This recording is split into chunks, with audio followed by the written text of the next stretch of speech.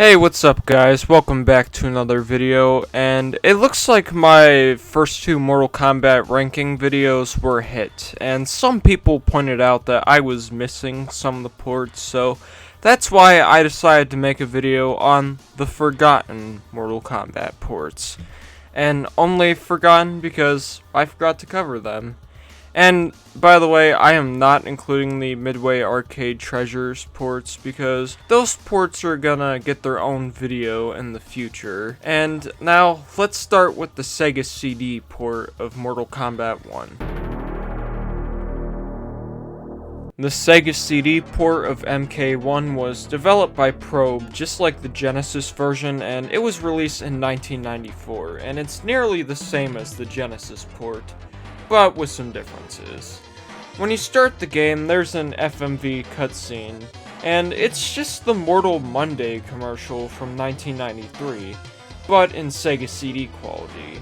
And the Sega CD port is completely uncensored, and it contains all the blood and fatalities from the arcade version without needing a blood code to be entered. And it has a lot more voice samples than the Genesis version, and there's a lot more animation on the characters, but the sprites are still smaller than the arcade version. And it also includes the arcade soundtrack, but it's in the wrong order. And I really like that loading prepare to fight screen between every fight, and yes, there is load times, but the only time the loading becomes a problem is during the final battle with Shang Tsung, when the game freezes up for a second during Shang Tsung's morphs. But besides from those minor complaints, the Sega CD port of MK1 is a very flawless port, and it's the best home conversion of MK1, and I would highly recommend it. Now, let's move on to MK1 on Amiga. MK1 on Amiga was developed by Probe and published by Version Interactive, and it was released in 1994, and it has smaller sprites like the console version, and there's less colors on the Amiga version due to the smaller color palette of the Amiga hardware. And if you thought the Genesis was bad with only 3 buttons on the standard controller, yeah, the Amiga only has 2 buttons, and some games on Amiga only supported like 1 button on the joystick, but at least with Mortal Kombat 2, it supports 2 buttons. And there's also only 1 song in the whole game. Like, it's a good track, but it gets old really quickly.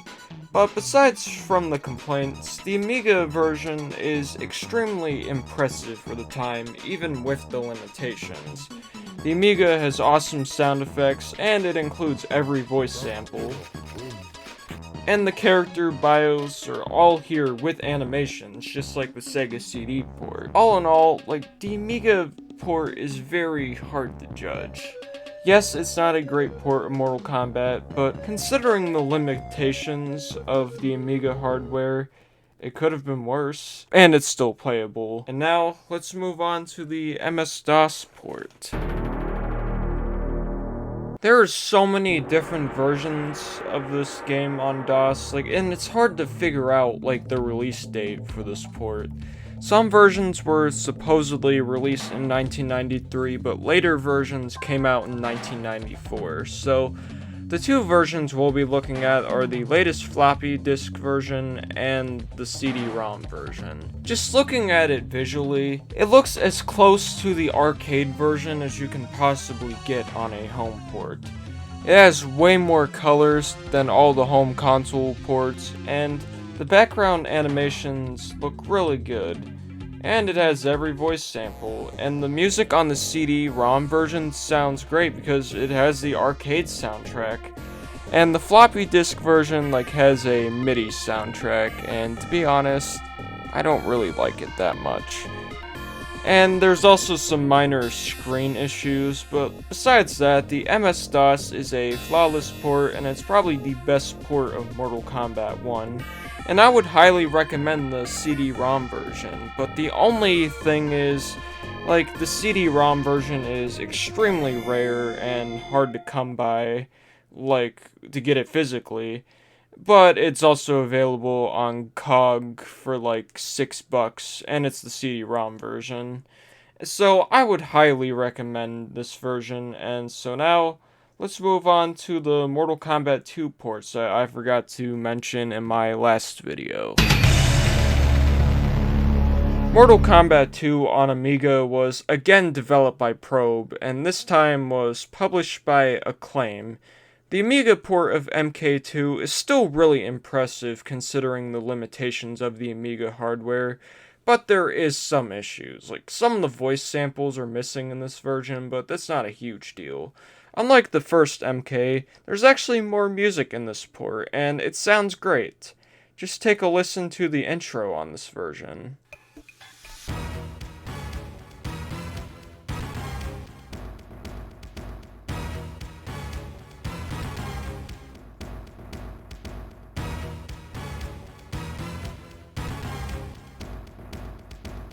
The animation for the characters is not as sharp as the first game, and the gameplay is extremely choppy.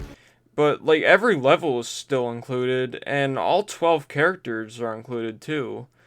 But the worst part about this port are the extremely long load times with playing it on real hardware. Even though Mortal Kombat 2 is very impressive for the Amiga hardware, like, it's very tough to recommend this port with all the flaws.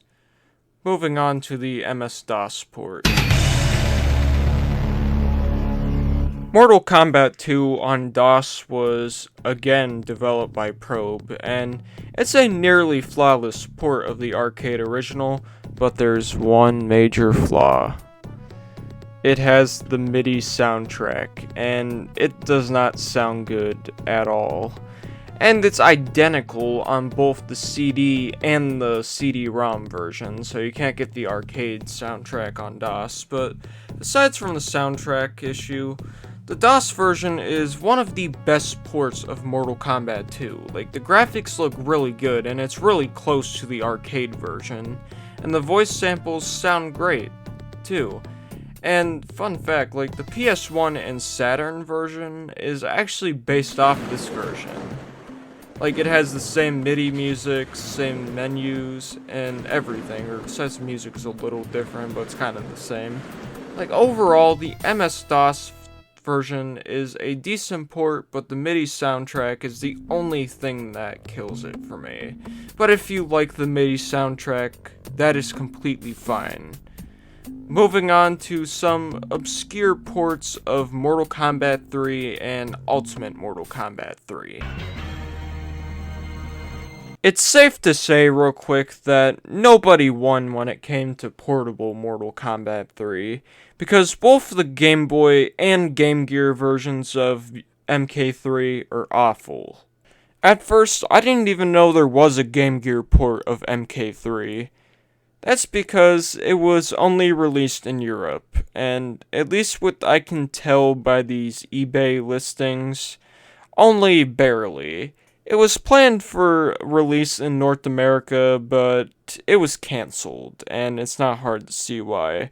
Compared to all the other games of Mortal Kombat on Game Gear, MK3 is not good. There's no music in this version, and the gameplay is extremely slow and sloppy, and the controls are extremely delayed at times.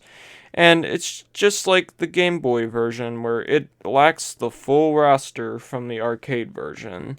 And the sound effects in this version sound like they come from the Atari 2600. Overall, the Game Gear version of MK3 is trash, and I would not recommend it. And it's much worse than the Game Boy version. But hey, at least it's not as bad as the Sega Master System version. Mortal Kombat 3 was developed and published by Tectoy, and it was released for the Sega Master System in 1996, exclusively in Brazil. And oh god, it's awful. It's basically a conversion of the Game Gear version, but it's surprisingly worse. The controls are extremely unresponsive, and it's almost as bad as Mortal Kombat 1 on Game Boy. And that's saying something. And the game runs like extremely slow, and it runs at like 2 FPS, and it's extremely sloppy. And there's actually music in this version, and it's not good at all. But the one good thing I have to say about this port is the graphics might look impressive for Sega Master System standards, but that's the only positive thing I can say about this port. Like, everything else on this port is terrible, and it's unplayable. And I don't know how this got an official release. And yes, like, I know it was only released in Brazil, and really late in the system's life, but I still do not recommend this port. And it's definitely not worth the price that it goes for on eBay. Let's move on to Ultimate Mortal Kombat 3 for the Sega Saturn. Ultimate Mortal Kombat 3 on Sega Saturn was developed by Eurocom and published by Williams Entertainment, and it was released in June of 1996, and is directly based off of the port of MK3 that was released on PlayStation and PC. It has the same graphics, and it has the same menu system from MK3 on PS1 and PC. And since the intro from the arcade version is not included, Rain does not appear in the game, yet the combat code Rain can be found in the graveyard is still displayed. It also contains several elements of MK3 that were removed for the arcade version of UMK3, such as the bank level and Noob Saibot being Shadow Kano as an MK3. Like, not the Black Ninja as the arcade version of UMK3. There are also a few new combat codes, but several that they were present in the arcade release no longer work.